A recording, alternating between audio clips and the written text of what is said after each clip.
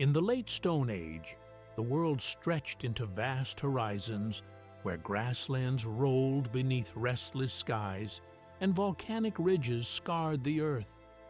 Early humans moved across this unpredictable land with only simple tools and sharpened instincts to keep them alive. Predators prowled the shadows, storms rose without warning, yet one presence remained unchanged: the towering mountains. Ancient and immovable, they stirred not fear, but a quiet wonder. While everything else shifted, weather, prey, danger, the mountains stayed constant, anchoring the landscape like silent guardians. In their enduring heights, early humans sensed stability, orientation, and a mystery that would shape their awakening imagination. Their presence marked the beginning of human spiritual awareness. At first, early humans approached mountains with caution, using their ridges as high vantage points to scan for hidden predators and distant herds. Their shadows brought relief from punishing heat, while cliff overhangs became shields against sudden storms sweeping across the plains. Over generations, these towering forms turned into dependable checkpoints, guiding tribes as they moved through vast and shifting territories. But familiarity bred something deeper. They learned the rumble of falling rock, the thin whistle of high winds, and how stars seemed to rest upon certain peaks. Slowly, the practical became symbolic.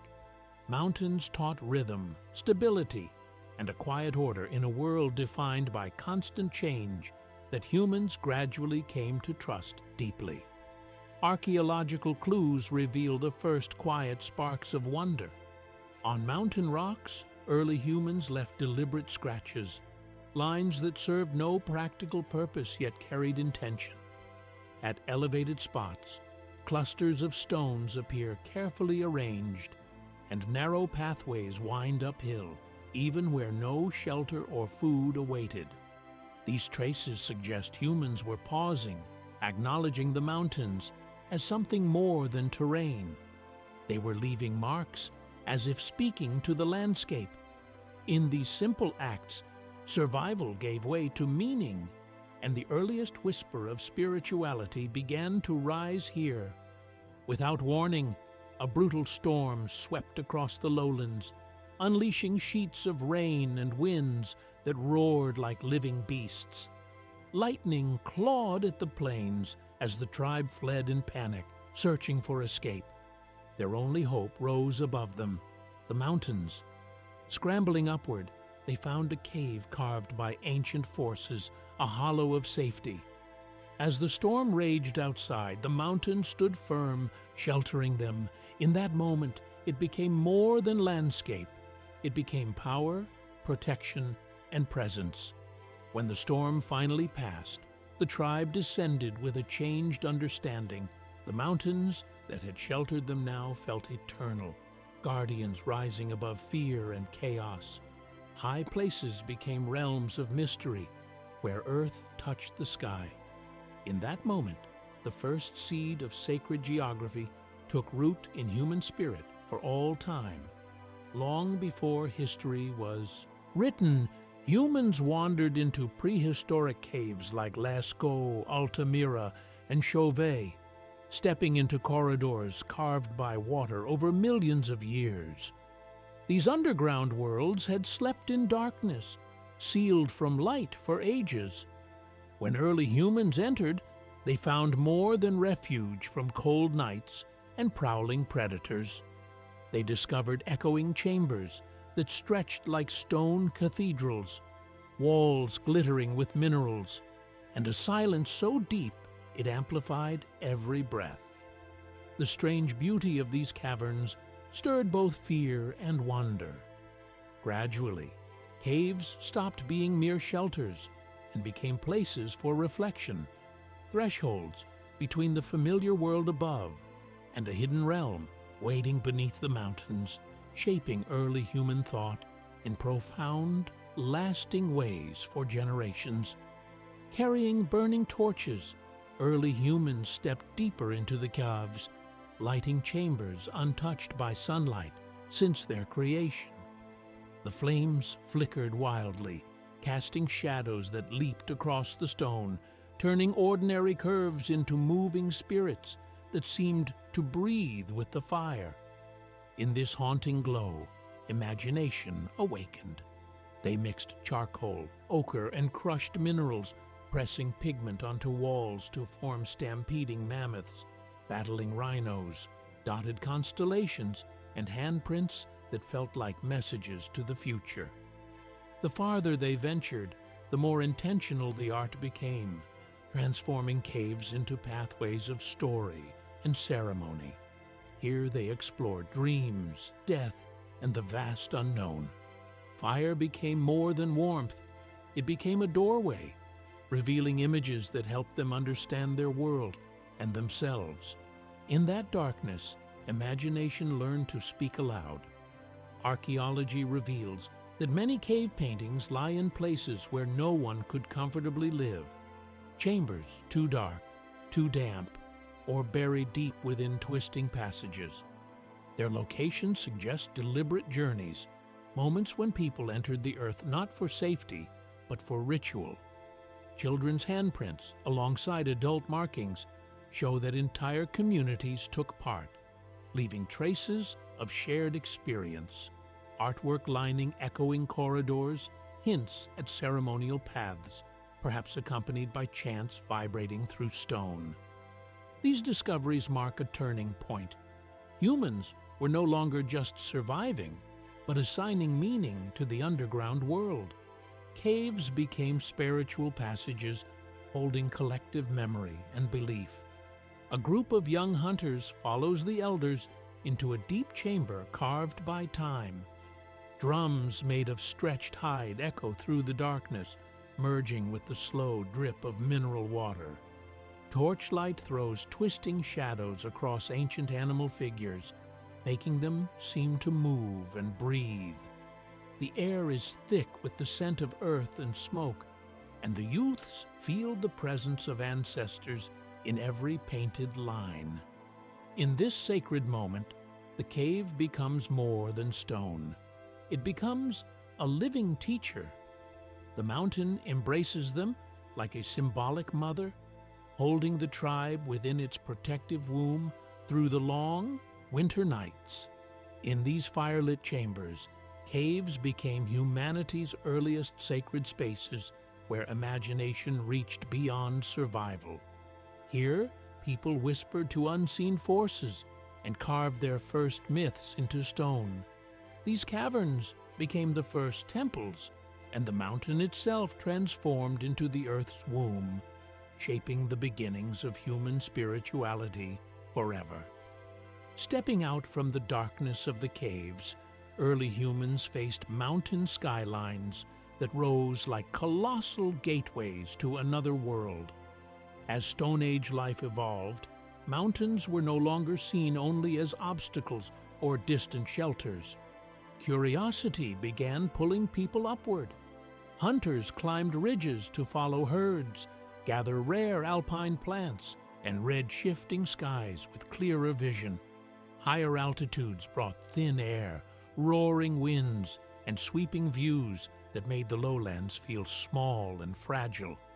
In these moments, mountains seemed closer to the sky, closer to forces beyond human reach. What began as practical exploration slowly became reverence, a quiet recognition of something greater waiting above. Even without written language, early humans sensed that mountains were more than towering shapes on the horizon. Their rising silhouettes marked the boundary between the ordinary world and something vast and unseen, planting the first seeds of what later cultures would call the Axis Mundi, the cosmic pillar linking Earth to the sky. These peaks guided migrations, anchoring tribal identity as generations passed beneath their watch. Archaeological traces reveal stones carved or arranged near slopes, perhaps as offerings or memorials. Some tribes even buried their dead facing sacred peaks, believing the spirit would rise toward ancestral realms. With each encounter, mountains became symbolic landmarks where earth, wind, stars, and memory fused into humanity's first sacred geography. Evidence shows that many mountains were not lonely wildernesses, but gathering points where tribes traveled great distances to meet at their foothills. Here, they exchanged tools, pigments, stories, and rituals, forming the earliest hints of shared spiritual practice. Mountains offered neutral ground, uniting groups that might otherwise compete for survival. Around fire circles, tales rose of spirits living above the clouds, storms shaped by sky gods, and ancestors watching from snowy peaks. With each gathering, mountains became more than geography. They became cultural anchors. In these foothills, humanity formed its first pilgrimage sites, places of connection, memory, and communal belief. On the coldest morning of the winter solstice, a tribe climbs a sacred ridge, their breaths rising in pale clouds. Children cling to adults as torchlight wavers in the blue dawn haze. When the sun finally breaks the horizon, its first golden beam strikes a row of carved stones aligned with the distant peak. The ridge glows as if the mountain itself is awakening. Soft drums echo through the silence, while prayers drift toward ancestral spirits believed to live above the clouds. In this luminous moment, humans, mountains, and the sky merge in a single ancient ritual of light and meaning. In time, mountains became more than landmarks. They rose as celestial bridges, linking earth to sky, ancestry to future, and guiding human imagination toward a sense of the eternal realm.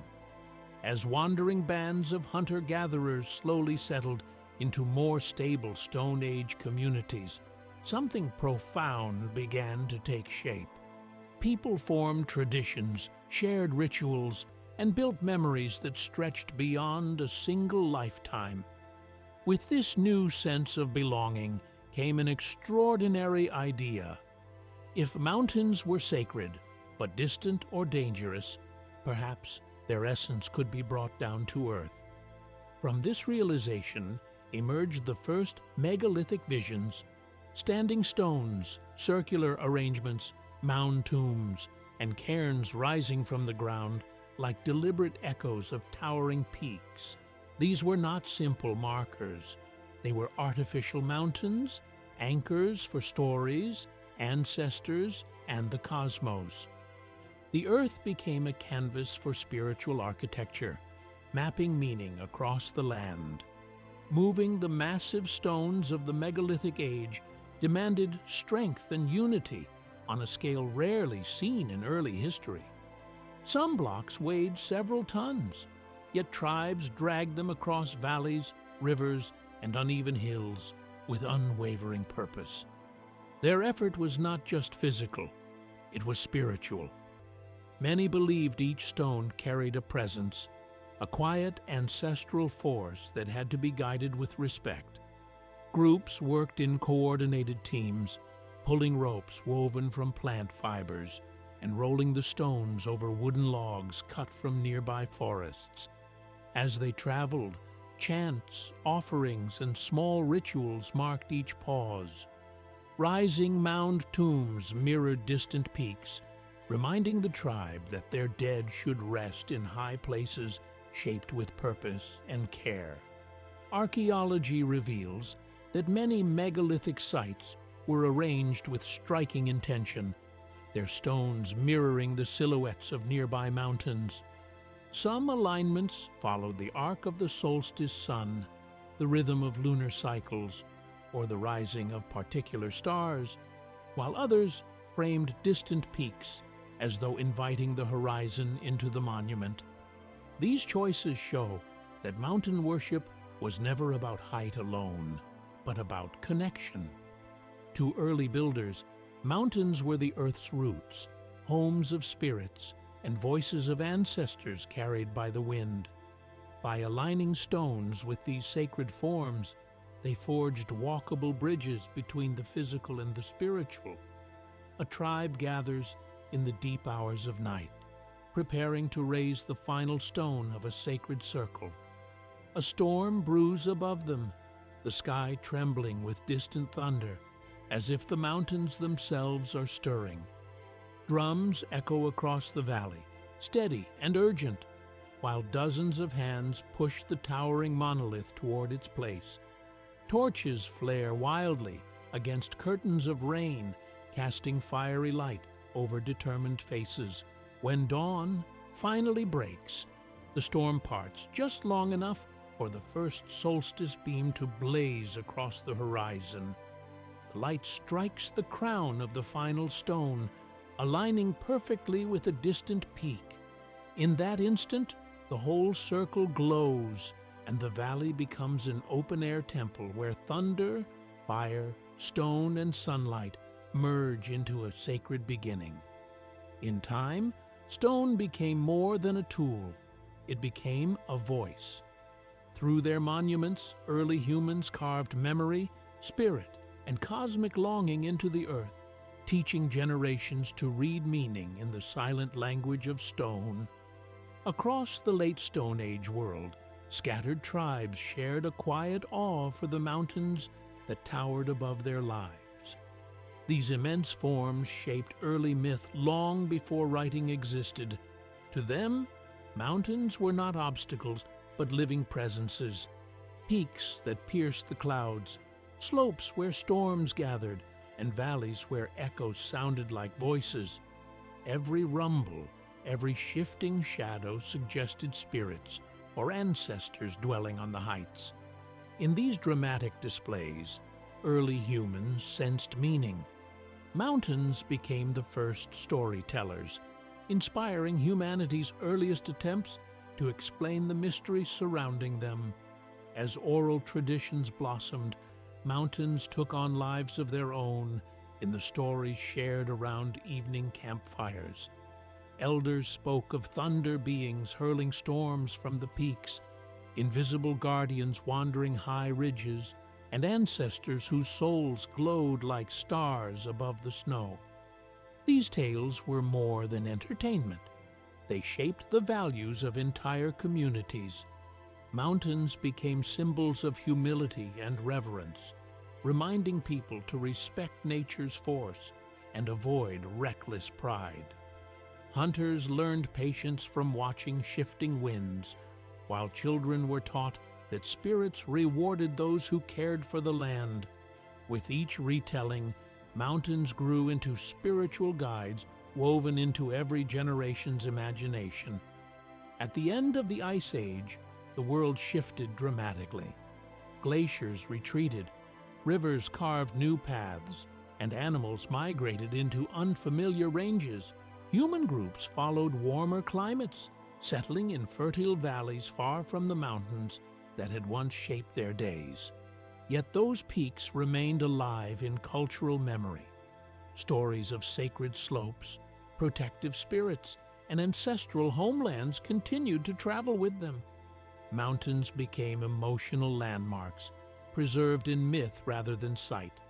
Even when unseen, people spoke of them, proving they had become spiritual anchors beyond geography forever. Children gather beside flickering flames as elders point toward distant mountain silhouettes, their voices weaving old legends into the night air. At dawn, warriors stand facing high ridges, whispering vows carried by the wind. Travelers pause on long journeys to place stones or offer quiet prayers. In these moments, mountains live within human culture, not as terrain, but as engines of story, linking the earthly world with the divine forever. In the end, mountains became humanity's earliest canvases for myth, shaping memory, morality, and meaning. From their towering presence emerged sacred geography, the foundation of the spiritual worldviews that followed.